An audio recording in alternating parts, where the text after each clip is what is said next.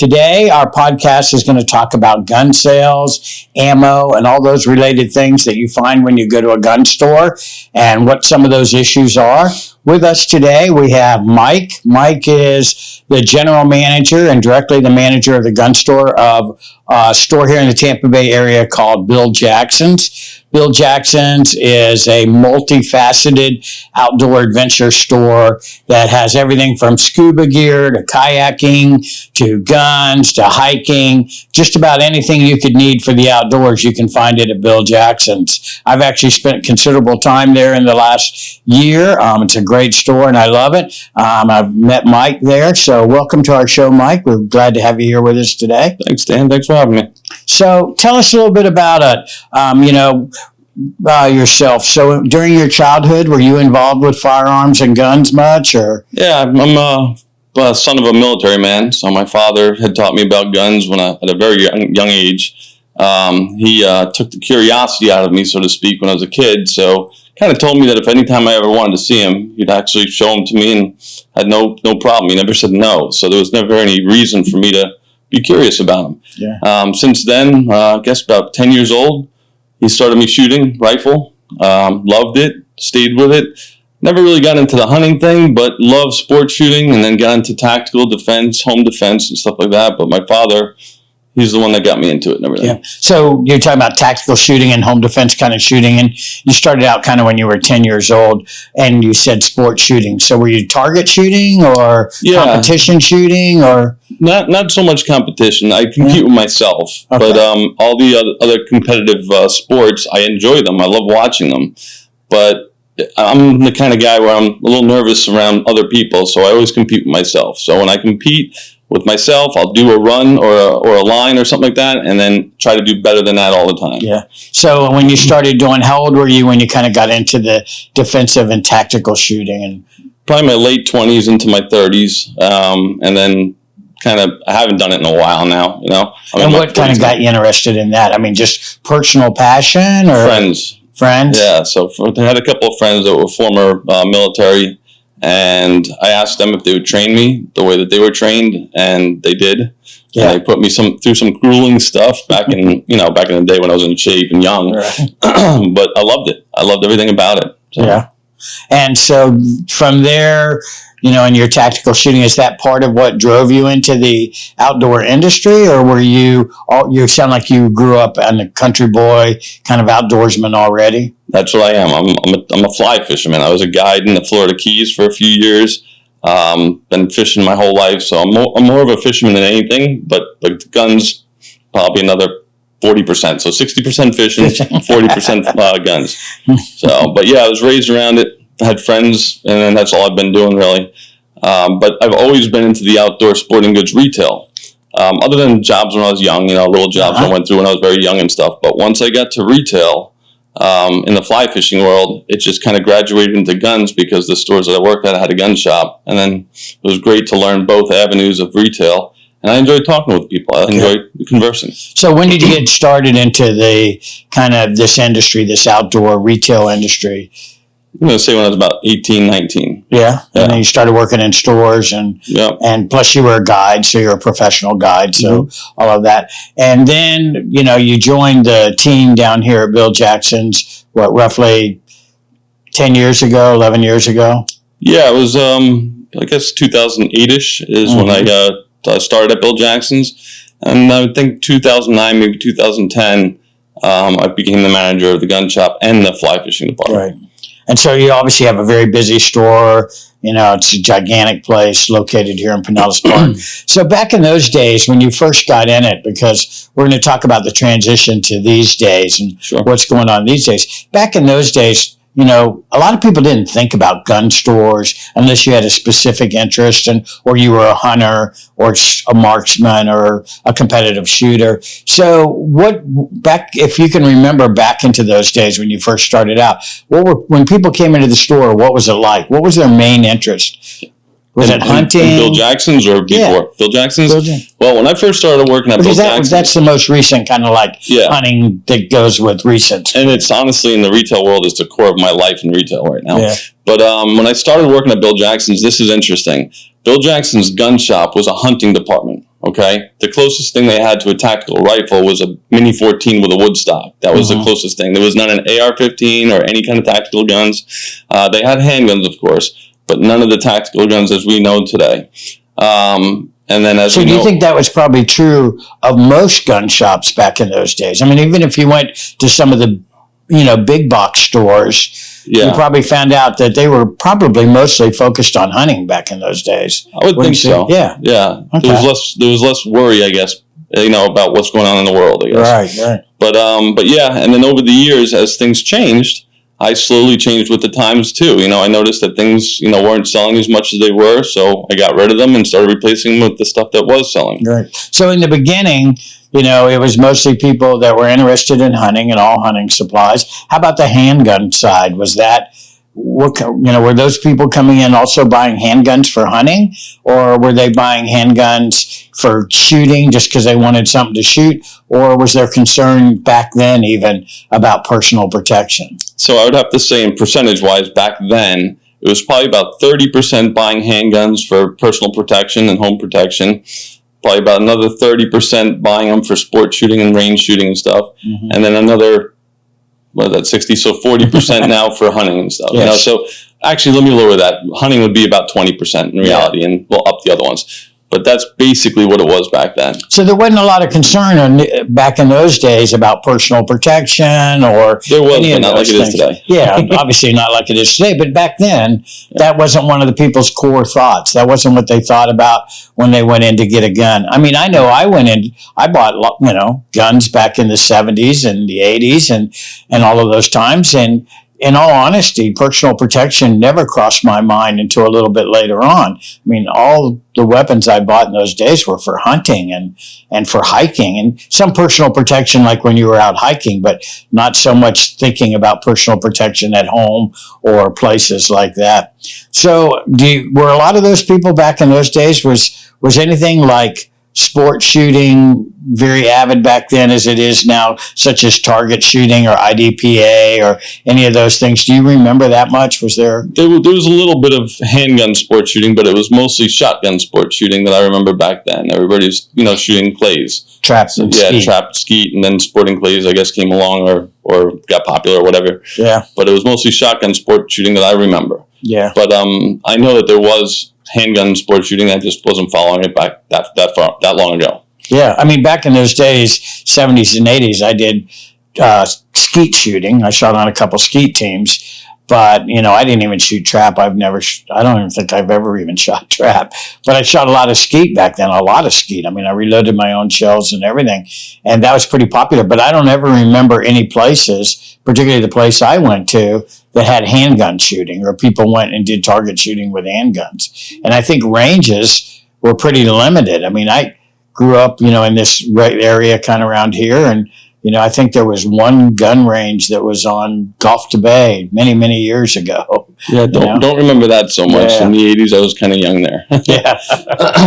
So, now, let's say time's gone on, and most recently what most people think about what's going on, we start kind of thinking about the Obama era, and many, many people like to say, well, Obama was the best gun salesman in the world, but in reality, you said before that your experience was that, it kind of might have started when Clinton did the, what was called the assault weapons ban, or a ban, and people had their first fear of losing their rights, something being taken away from them. So that you're thinking that was the initial surge in the AR platform type of interest, and it brought the AR-15 to light, pretty much, because he banned tactical guns, and there wasn't as many of them back then as there are today, but it made them valuable because the ones that were pre-ban, people were trying to get because they weren't changed, right? So after the ban, states put in their own rules as far as what could be on the gun, if you could have a pistol grip or a flash hider or a threaded barrel and all these different things. So everybody was scrambling to buy the pre-ban guns because they were grandfathered in, and you can still use them the way they were with the pistol grip and threaded barrels and all that stuff, and extended magazines or higher capacity magazines. That was another big thing too, because post-ban guns you could only use a 10-round magazine in, And if you were caught using a higher capacity magazine, you could get in trouble. So that started bringing the value to the gun right there, okay? And that's when I first saw what I call today a panic buy, because people were trying to get these things before they became too expensive or just weren't around anymore. And I kind of mentioned that as called it the assault weapons ban. So, for a couple clarifications for some of the people that may not be aware of it, there's a lot of people that believe that the term AR stands for assault rifle because that's what you've seen in the media, and a lot of people have led you to believe that.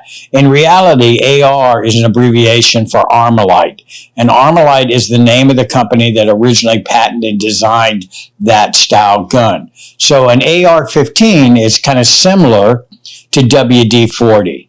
It's just that model. So there's an AR-10, there's an AR-9, there's an AR-22. The AR with a number after it just is a model designation. And so even though we may say in our conversation assault weapons or whatever, there's really no such thing as, quote, assault weapons. They're more of a tactical or specific design of a gun. In fact, today most people call them modern sporting rifles because that's the terminology that separates them from a traditional hunting rifle that you might see out there as this modern sporting rifle, because they're used for a wide range of things now. So I just wanted to make that clarification as we move forward in this conversation so that everybody understands that. So in the Obama era, people started buying guns because they also, again, probably thought that there was some degree of suspicion that they might lose their rights or they might have some restrictions, just like the first one started by Clinton. Well, if you think about it, Obama campaigned on more gun legislation. So his whole campaigning up to him being voted in was a fright to the people that own guns. So, of course, as soon as he got in, people were like, okay, he's going to impose a lot of legislation. And he was talking about, the Clinton sunset gun ban. So he was like, I'm going to make that indefinite. I remember him saying that, Right. Putting it in, making it indefinite. So it caused the very first huge panic buy. Right. And that's pretty much when I was right at Bill Jackson's at that point in time. So in this panic buying or this increased sales period that everybody saw, not being specific, but just in general, the person that was coming into the store at that time, was that a prepper? Was that a new gun owner? Was that, somebody just wanting to get more guns for personal protection? Or was that predominantly people just afraid that they might be losing their rights? I mean, I know that's kind of a general term, but what kind of person did you kind of see coming in? Can you categorize that or can you not? Or is it just a general thing? So I'd say most of the people were, gun familiar people, whether they had handguns, long guns, or whatever, but there were gun familiar people that were coming in to get the AR because they felt it was going to be banned and stuff, and they wanted to own it before it was banned. Then you had a chunk of people that were not so much gun people, but they saw that the government was going to take something away, and they were like, well, I want to get one of these if the government's going to take it away. Right. I've also come into contact with people that were in it for the money. They knew that if they bought this gun that they could resell it for a higher price. So that's when it... So it was becoming a commodity as well then. A tradable commodity that people were looking as an investment tool as well as anything else. Guns have always been a great investment, but they've become a better investment. There's nothing that I can think right now in my house that if I had to liquidate it real quick, I could get money back real quick, except for my guns. They've actually done that for me in the past. Help me out of credit issues and stuff. Yeah. They're awesome. So that's pretty good. Then Trump. So now Obama, people are buying guns. There's panic buying, but there's not rush. I mean, nothing like what we saw a while, but basically people were steadily buying guns, coming in consistently, fairly busy the whole time during the Obama era. Then Trump becomes president. People get a sense of, well, the Second Amendment may not be in such danger now because this guy's more pro-firearm, pro-Second Amendment. But we still had an uptick in people buying guns. And, I'm going to go back to the same kind of things. Was that the prepper? Was that the new gun owner? Guys buying guns? Because unfortunately, during Trump's era, we had a lot of civil unrest at times through there. Or were these people also new gun owners looking for personal protection. I mean, or at this point, they obviously weren't afraid of the Second Amendment so much because he was positive. What was your feel during the Trump era? Okay, so we got to take a step back. That's a lot to unpack there. Okay. First thing is, during the Obama era, it wasn't all guns that were selling like crazy. It was just the ones that were feared to be banned, which was tactical, right? Gotcha. So ARs and tactical stuff. So it was only that stuff. All the shotguns, all the long guns, all the rifles, and all the handguns, they didn't really sell. It was just the tactical stuff. So that's a very important point I didn't even think of. Yes. So, and also the ammo that goes with those guns. Yeah. So we had ammo shortages, but not so much in pistol and hunting. It was more just 5.56, 2.23, 7.62, and the NATO calibers for the most part, right? When Trump came in, the Second Amendment was safe. Yes, people were not buying guns because they were afraid the government was going to take them away. But you had, just like you said, you had actually, it was probably the biggest panic buy of all time was 2020. And it wasn't because of anything to do with the government taking away your guns. It was probably the perfect storm. It was civil unrest, riots around the country, people worried that we were going to have a lawlessness, police not going to be available because either they're too busy or they're not wanting to do their job because of what was going on. You had COVID, and I don't even like to say that, Chinese virus, but you had the virus, which totally terrified people. Look at what the media did and everything. People thought literally that the world was coming to an end, and they had to protect all the toilet paper that they just bought. And then on top of that, you just had, there was another thing. There was a third thing too, the riots, something else. I can't remember right now, but it was just the perfect storm of everybody going to buy guns now. It was everybody, even Democrats. I mean, it was people that would never have thought to buy a gun in their whole life were buying guns. Right. And I was in the retail industry for a while, as you know, and again, that was the main thing. There was clearly no political affiliation to buying guns. It wasn't all conservatives. It wasn't all liberals. It wasn't all libertarians. It was all kinds of people because the purpose to buy the gun was more about, to me it was, or at least to my view of the people coming into the store, was about personal protection. Yes. It didn't care who you were. There was you couldn't put anybody into a box and say this group of people came in to buy guns. It was everybody came in, old people, young people, whatever, socioeconomics didn't matter. And it was all about personal protection because you're right. In 2020, we had just incredible civil unrest. Yeah. And it was random. It was happening, just where you didn't think it was. Yeah. Yeah. And another thing too, that particular panic buy, a year of panic buying, wasn't just tactical. It was handguns, long guns, shotguns especially. I mean, we had a stock of 3,000 guns before that panic buy started. In 6 or 7 months, we were down to 500. I mean, that's how crazy it was. Wow. And like you just said, I've met every type of person that was coming in to buy guns. And I don't even want to go into it, but some of the things that were said to me while they were purchasing was just unbelievable. Yeah. But we'll leave that for another time. But yeah, that was. I hope never to see that again. I never like to see people buying guns because they're panicking, because what I see is a ton of these guns now, eventually things are going to calm down. No matter what it is, they're going to calm down. So what happens is then people start unloading guns, right? They start, selling them or whatever, or people aren't keeping them right in the house. They're not locking them up right. So there's a lot of gun theft, Well, yeah, and depending on what happens, the world's kind of a crazy place right now. Depending on what happens, we could also have, in the best case scenario, what we'd like to have is people say, I don't need it anymore. I feel safe. Mm-hmm. I feel comfortable. So I'm going to sell it because I don't need it. That would be the best case scenario. I don't think that one's coming. But if they sell it correctly. Right. But I don't think that one's coming. But I think that would be the best scenario, is that people wanted to sell their firearms because they went back to feeling safe again and feeling comfortable and feeling protected. But I personally don't see that coming very soon at all. So the reality, 2020 kicked into high gear, not just selective buying like that happened during the Obama years, but just buying anything they could. And And because, some of my experiences were that because there weren't things available, people were buying firearms that they would probably never have bought in the past because that was the only thing left. Mm-hmm. Towards the end, here's a quick funny story.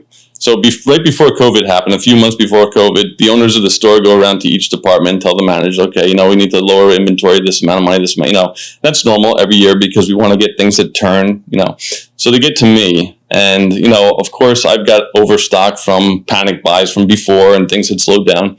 So they're like, Mike, we need you to lower the inventory in your department by $1 million. Sounds like a lot, but when you have a department that has $4 or $5 million worth of inventory, it's not that much. But the problem is we don't sell online. We only sell direct to the customer at face to face. So it was tough to get rid of those guns. And then COVID happened. So right after that, I went to the owners. I'm like, done. And then everything was gone. Yeah. So COVID was really kind of a strange thing too, because even though people weren't out and about for a while because of the lockdowns and everything else, they were in their homes, based on everything else that was going on in our country, people felt insecure. Yeah, even though they were at home, they felt vulnerable. They felt, I got to get a gun to protect myself. Even though I'm not going to work, even though nobody's out, even though the streets are empty, I feel vulnerable because I don't know what's going to happen. There were so many unknowns during that time about where that was going to come out. The media did a great job of completely terrorizing the country. Without a doubt. I will agree with you with that 100%. So now we're kind of through that. We're going to talk a little bit more about where we're at in just a few minutes, but we're just going to move on to the next step of, the presidential phase. So now Biden has become president.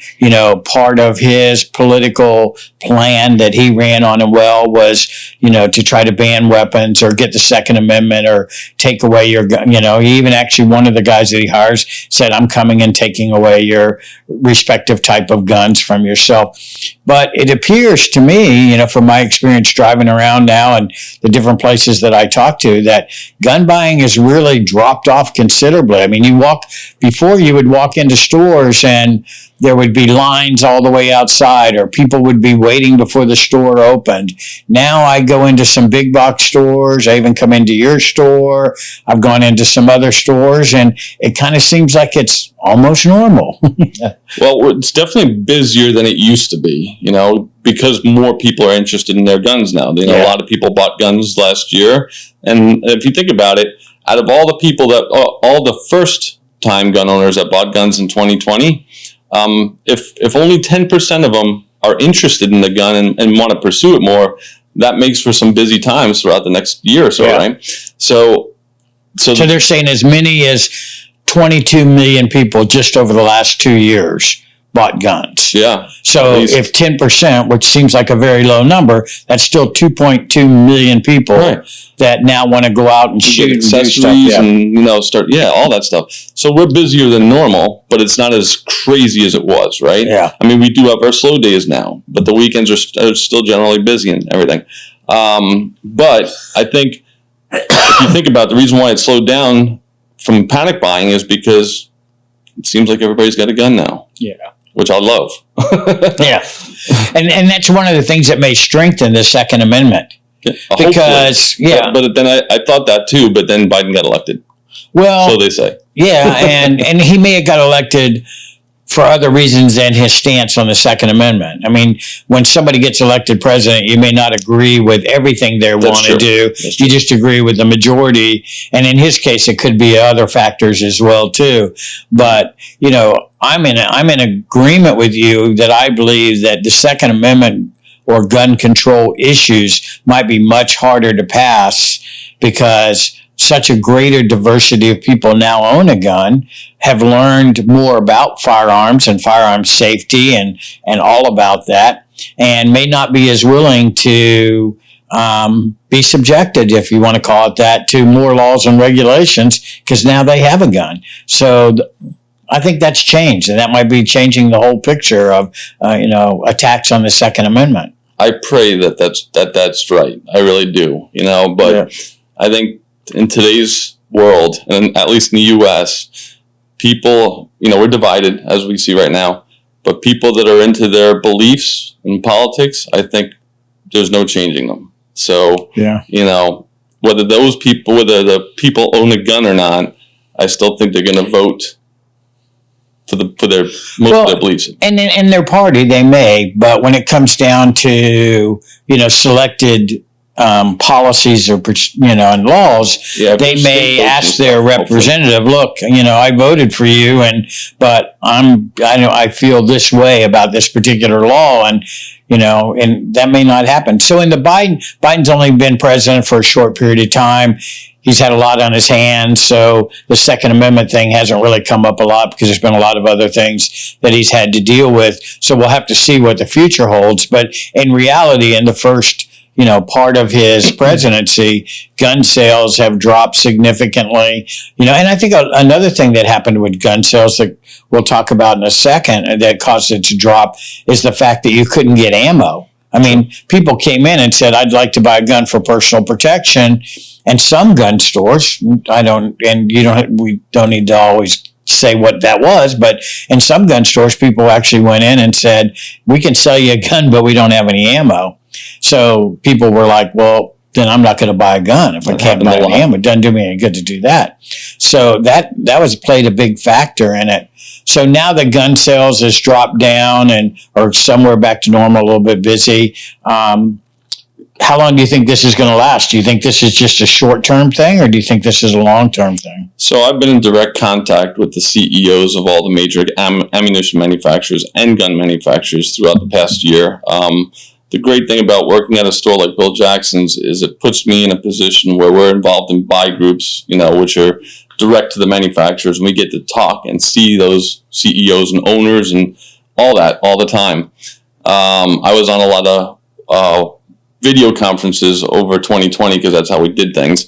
And they kind of wanted to dispel the rumors and kind of give us the real deal of what's going on.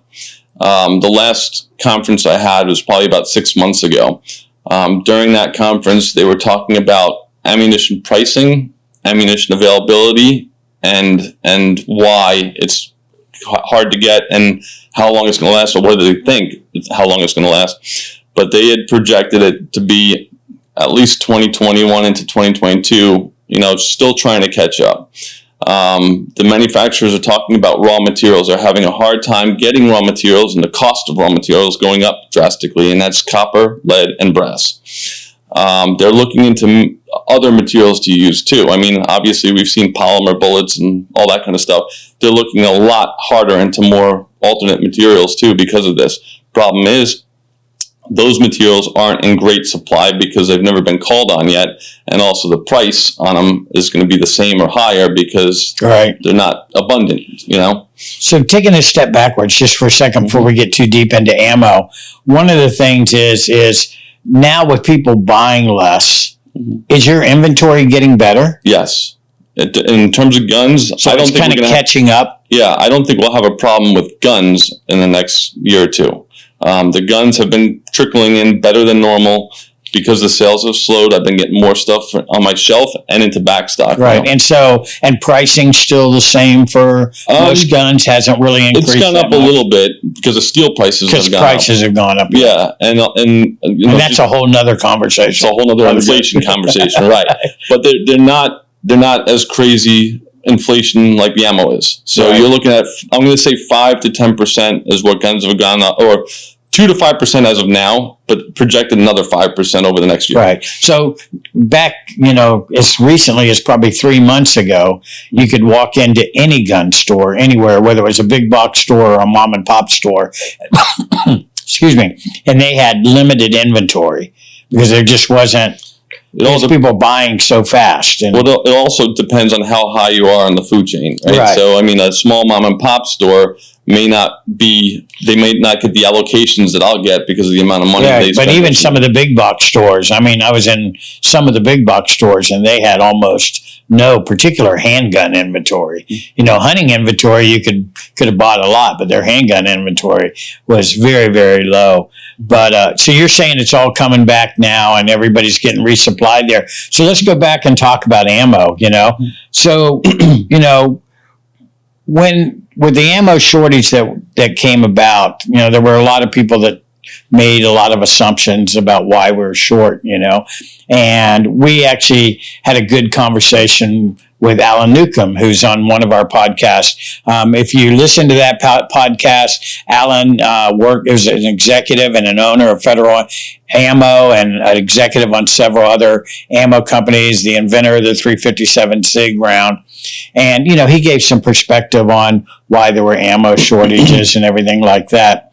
But, one of it was if there were 22 million new gun buyers in, let's say, roughly the last 2 years, and if each one of them bought two boxes, that was 44 million boxes of ammo that was unexpectedly being sold. At the same time, Remington had to shut down because of their bankruptcy dealings. So one of the largest, because there's really three large manufacturers, Remington being one of them, was taking offline, and we had this increase in demand. And so from there, give us your thoughts on that. So first, bravo to Newcomb, because he must have been on the same conference that I was on, because I remember the CEO of Federal saying that same quote. If everybody bought 2 boxes of ammo, that's great. I'm glad that he said that. Yeah. In terms of Remington being offline, yes, that was a definite hurt. Any ammo manufacturer going offline is a definite hurt right now. The Russian ban on ammo hurts, But anyway, thankfully, Vista, who owns Federal, Vista's a parent company of Federal and Spear and all that, they stepped up and bought Remington ammo, just the ammo portion. So over the past 2 or 3 months, Remington's back up online, although they're only producing so much. We've been getting 9mm and some shotgun ammo for the most part from them. Right.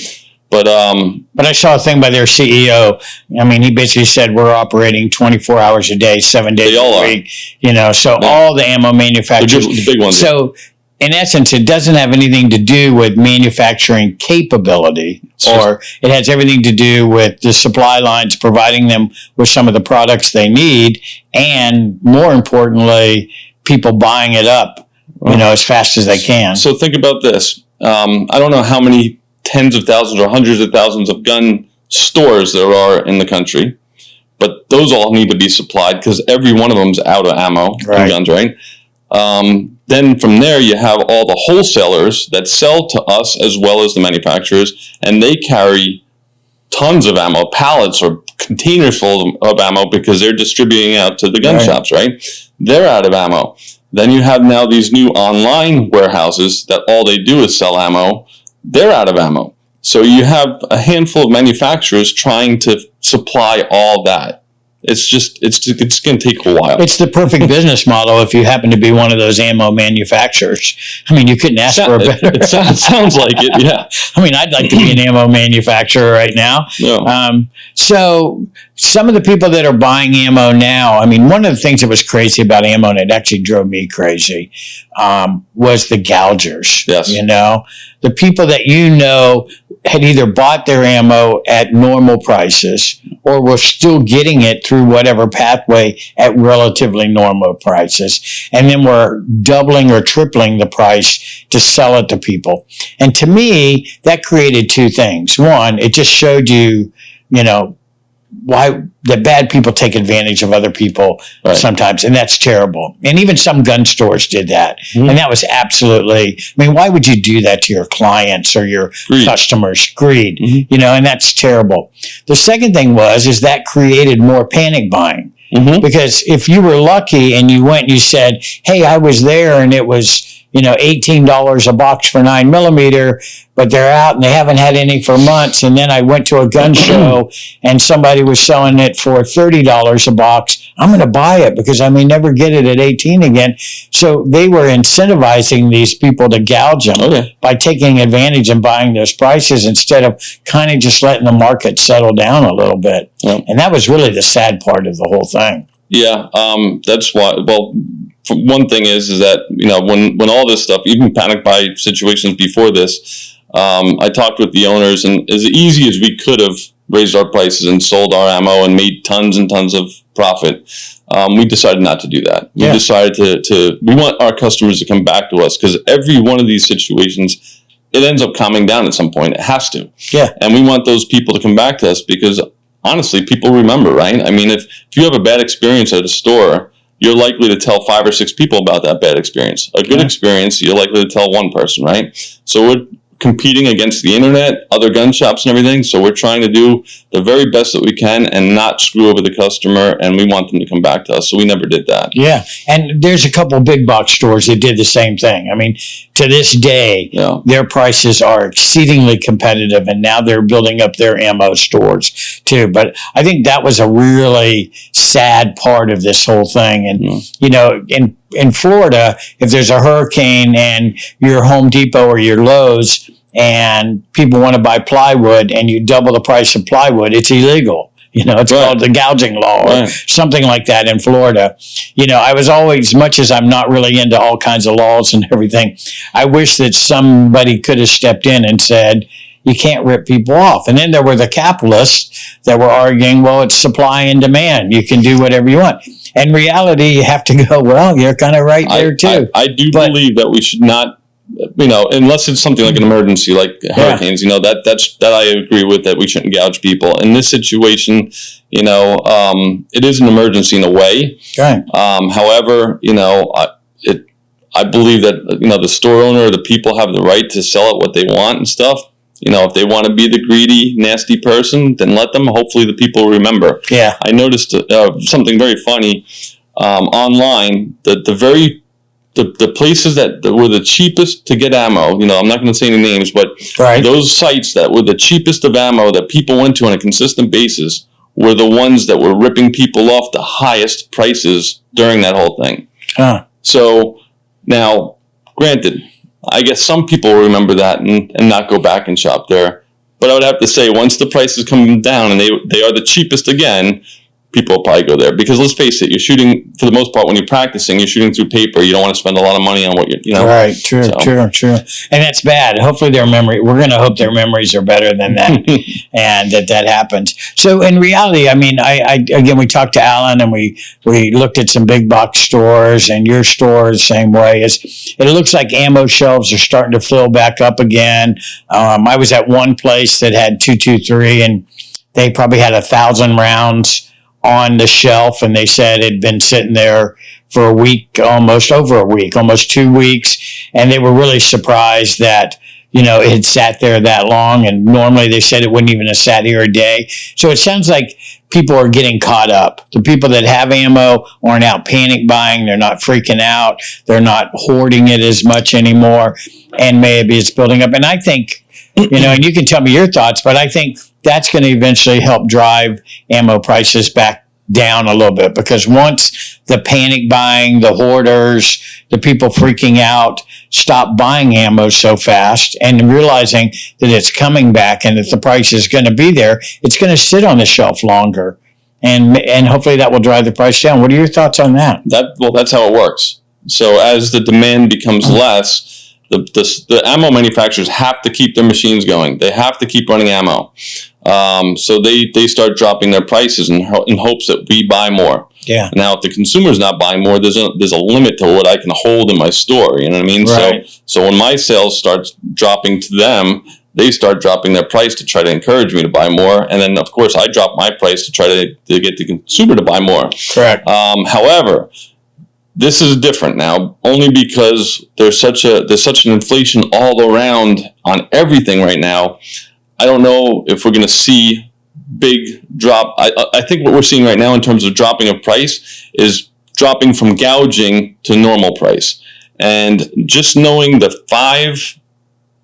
4 or 5 ammo price raises to me from the manufacturer over the past year and a half, you know, ammo's pretty much, if you looked at it, pretty much doubled what it was before COVID. And that's about the average price. So if we were paying like $10 average a box of 9mm, average price now is $20. Okay. Now, still online, it's going for $25 to $30, $39, I think, but it's dropping to that $20 mark. Okay. But that's still double what we're paying from a year and a half ago. Yeah. I talked to one of my clients yesterday who bought 8 boxes. I think that's what he was allowed to buy from a store, and he got it for $18 a box. There is some cheap ammo out there too. I mean, well, this was I'm not going to say the name of it, but this wasn't inexpensive knockoff ammo. This was American made, top of the line American made ammo. Okay. Right now, I haven't seen it cheap enough to me to sell at that price yet. Yeah. Hopefully soon, but we're right around that $20 mark, and depending. So, we run out of the cheaper ammo first, of course, and then I'm trying to buy not only from the manufacturer where I get the cheapest, but I'm also going through a wholesaler too. I'm trying to get ammo any way I can. Yeah. Wholesaler's going to put their little bit on it and stuff, and then I'm also trying to buy it from importers. And importers, ammo made overseas. And there's some really good ammo made from overseas. Absolutely there is. I mean, there's no doubt. I mean, there's one particular manufacturer, again, I don't want to mention on here, but I like their ammo. I mean, and their overseas ammo, and particularly their 223 and 5.56. I shoot a lot of that from them, and I've never had any trouble with it. Very clean, very good shooting. And they're probably a NATO manufacturer. They may be. And then there's another company up in the kind of the Baltic areas that makes a very good ammo as well. And I've never had any problem with their ammo either. And it's very good stuff. So bringing stuff in from over there, as much as I don't like to see our American dollars go that direction, necessity sometimes is what you need to do. And if they're going to be in a competitive market, then that's all that matters. So the people that are coming in and buying ammo now, and, not guns, but buying ammo now, do you put them in those category that we've moved away from the people that are hoarding and buying it just because you got it, to the people that are buying it because, hey, I'm going to practice? And I know you have a range at Bill Jackson's, so people obviously come in there to shoot, and they're going to need ammo to shoot in the range. What's the current nowadays ammo buyer look like? Yeah, these are people that are practicing now. They're practicing, training, shooting for fun, but they're not hoarding anymore.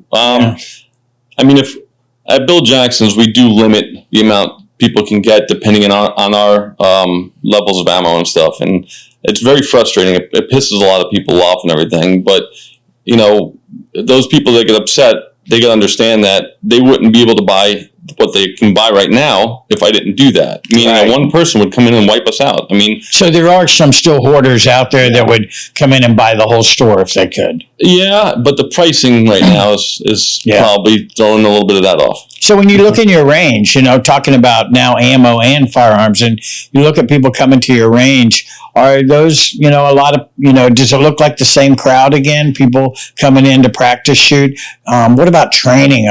I know you do some training at your location. Is that, because for a while training was out of control. Yeah. I mean, you couldn't sign people up fast enough for a class. Now it appears that's kind of started to slow down. Are you seeing the same thing for training? Absolutely. So normally we run one concealed weapons class a week and hold up to, I think, 20 people in the class. That's our normal thing on a Saturday.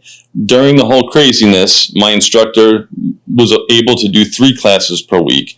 And then when COVID hit, we had to limit that down to 10 people in the classroom, but we were still running 3 classes per week. Now it's back down to 1 class per week. And we only do concealed weapons classes and then kind of one-on-one beginning instruction just to get them used to, the gun and getting them comfortable shooting in the range. Then we send everybody to you, Dan. I appreciate that. I'm very grateful. So the bottom line in Florida, where we're at right now, you have to take a concealed weapons class, which consists of discussing the laws and then showing that you're proficient using a firearm. And that can be done in combination with like a basic firearms class. But you have to take that in Florida. So in order to get your concealed weapons license here, you have to attend one of these concealed classes. So that's one of the driving forces that allow people like Bill Jackson's and firearms instructors in Florida to ensure that people get some degree of training. But the question is those people that are coming now, you're down to a smaller group of people coming into class. Do you think that, again, I'm wondering, and I want to know what your thoughts are, is that because they feel safe now and so they're not as many people? Or is that because we've trained everybody that's bought a gun and wants a concealed weapons? Or is it because of some restrictions with, the COVID thing that people just don't even want to come to. What do you think the reason is we've died back down? I mean, 22 million people probably bought firearms. Well, first of all, I don't think we've hit the even skim the top off with training. Just a simple concealed weapons class is not enough training. It's good enough to get your gun and be able to carry concealed, but if any person with a brain would take more training. Right. You know what I mean? In fact, you never stop training in reality. You never stop learning, you never stop training. So honestly, with the amount of people that own guns these days, I would have thought there would be a lot more pressure on people like you that do this for a living. I would want to see you so busy you'd have to hire other trainers. Yeah. That would be an awesome thing. And that's really the surprising thing, and I think and I'm not sure what the answer to it is, because obviously I'm on the same page with you. Mm-hmm. I personally am a person that doesn't like the fact that the state requires training. I don't think any state should require you to get training to own a gun or to want to carry a gun. But do I believe you should be trained to do that? Without a doubt. Well, yeah. Does that make sense? So I don't like the state mandating it, but I think that you should do it. I'm a huge advocate that you should do it. And I'm a huge advocate, the same thing that you said, not just a basic firearms class, not just a concealed class. You should go at least twice a year and take some kind of remedial training so you can remain proficient at the skills of shooting, as well as practicing a lot of times. But it really seems that all of a sudden and I don't know what the answer is, that's why I wanted to get your opinion. Is it because people, for some reason now, are feeling safe because we're not seeing as many riots and as much civil unrest and all of that craziness, and that they stopped training? And if that happened again, would people run back to classes and start getting training again? I don't know. What do you think? That's a great question. I mean, during times of peace is when you should be training. Exactly. Because you can't train when things are going crazy, right? Right. And that's when you want to already be trained. I think, yeah, it's true. I think a lot of people, and I hate to say this, but I think a lot of people will jump on YouTube, watch a couple of videos of, tactical guys doing their thing and say, okay, I know how to do it. Right. And that's the scary part. It's terrifying. That is absolutely, totally the scary part. Wow. And being in retail like you were, I've never been in it as long as you have by any means, but I just participated in that for a while. It was amazing to me when we talk about training, the number of people that would come in and I would say, are you buying your first gun? And some of them would say yes, or some, well, I've had a gun, but now I really want one I can carry. And I'd say, okay, so this is the criteria you kind of want to look for in a carry gun. And one of the criteria I'd say is you really want as many rounds as you can grip, because I can promise you when you're in a firefight or you're in that bad situation, you're going to miss a lot. Mm-hmm. And the number of people that would look at me and go, nah, I'll get him in the first or second shot. That's testosterone. No way. It just didn't work that way. So, that part of it is, I think a misnomer that a lot of people have. They think they bought their gun, they have a gun, and it's easy to use because when they watch YouTube, when they watch TV, people are able, they hit everything all the time. What do you mean? It can't be that hard. The only person that I would believe if they told me, no, I would hit them if need be and stuff, or somebody that's already done it. Yeah. Somebody that's been in firefights, somebody that's been in those situations. I would believe those guys. Yeah. As far as somebody that's never been in a firefight before, man, you don't know what you would do. Right. Just like what people in the military have told me, they've seen the biggest, craziest, muscular guys, hide behind something crying during a firefight. And then the little skinny guy goes running out towards the enemy, and you don't know until it happens. Hopefully, it never happens. You know what I mean? God forbid, but nobody wants to be in that situation. Exactly. But those would be the only people that I'd believe, are those that have been there before. And I see it in training because I teach a lot of defensive and tactical shooting, and you see people that come to the class all confident. Well, I can do this, and you say, okay, I need you to do this particular skill, and they go, oh my God, I didn't even hit the thing, or I didn't even get close. And and just think, this isn't even stressful. Right. This is a non-moving target, and you're not moving, and so it's a real eye opener. You're right. Well, let's talk a little bit about a couple more things, and then we're going to end this up. But just you're a gun guy all your life and everything. People always want to know some of these kinds of things. So what do you carry every day? Is that something you do? 24/7. 24/7. Do you wear an inside the waist? Now in Florida, again, we got to say we're in Florida, so it's a concealed carry state.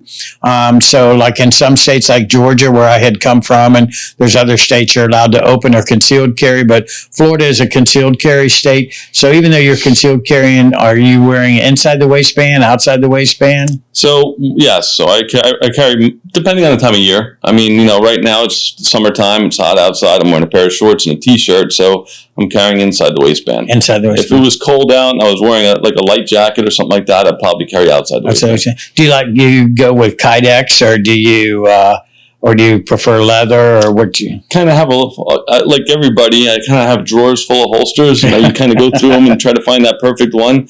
But I probably use Kydex more than anything else. Yeah. I have some great leather holsters made by a great manufacturer who has given me a lot of holsters. And I'm actually going to mention their name. Craft Holsters has made a lot of holsters for me, and they've been very good to me. And I love their leather holsters. But I can tell you, I have this affinity too for Kydex. I mean, it just the way the gun sits in it. Seems, just able to manipulate it well. Yeah. What position do you traditionally carry? Are you appendix carry or 430, whatever? Again, it depends on what I'm wearing and the circumstance and stuff. But, when I was younger and in shape, I would appendix carry a little bit here and there. As I get older and more plump are out of shape now, I don't appendix carry anymore.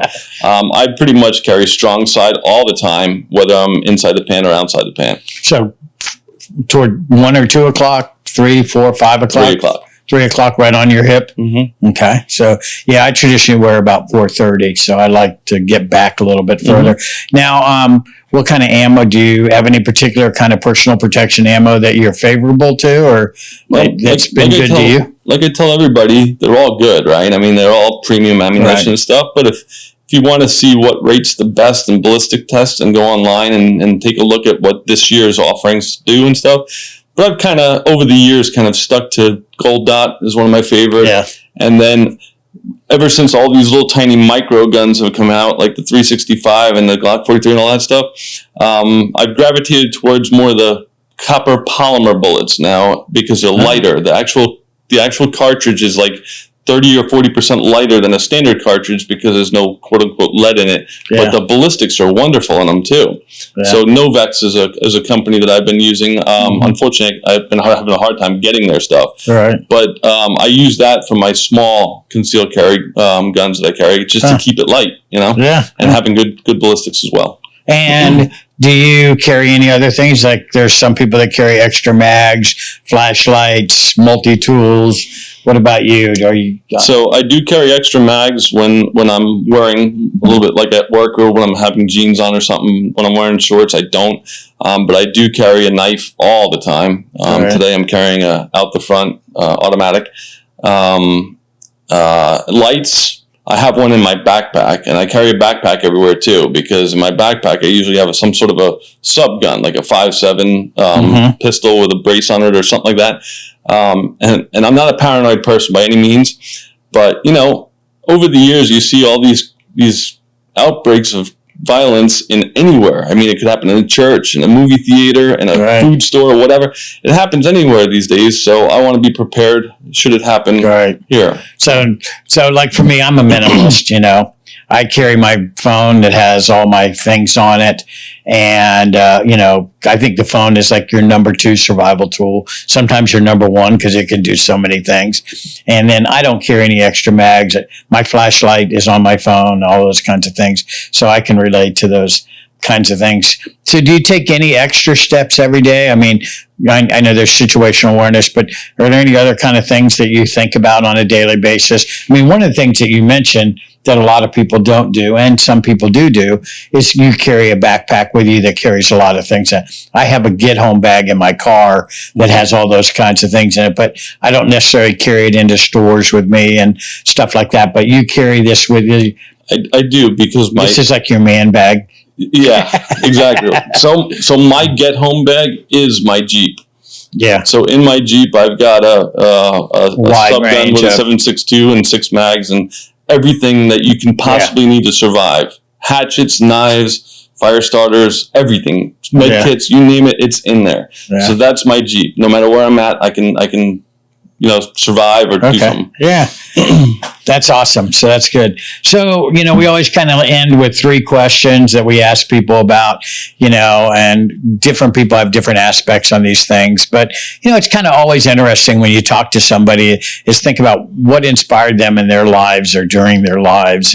Some people have read a favorite book. Some people have mentors. I have like 5 mentors, and I try to meet with them once a month. And, I read a lot of books too. I'm like a student of leadership and stuff like that. But I meet with my mentors. So is there anybody or anything in your life? I mean, what was the most inspirational thing in your life that you might want to share with our membership? My father. Yeah. My father was my best friend and also my inspiration for everything that I do today. And he unfortunately passed away about 5 years ago.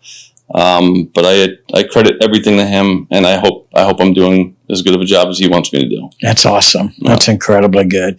Well, that's inspirational in itself to have somebody like that in your life, just incredible. So we'd like to thank you all for spending this hour with us, and we hope this was an informative for you about gun stores and gun sales and the ammo shortages. And it looks like things are coming back. So that's good for all of us in this particular sport that we like and personal protection world. So we'd like you to visit our website. You need to go to the NCCA website, check out our wide range of products that we have there. Look at our training that we're going to be offering. We have our blogs and all different a wide array of topics. And one of the new things that we added into the blogs that you've probably seen is we're having some of our members talk about their personal stories. So that's very interesting to read. But go to the NCCA website, check everything out, stay with us and follow us and join so that you can be a part of the Buyers Club. So that's it for today. Thank you, Mike, for joining us. Thank you, Bill Jacksons, for the support you've given to us. We're very grateful, and we'll see you all the next time.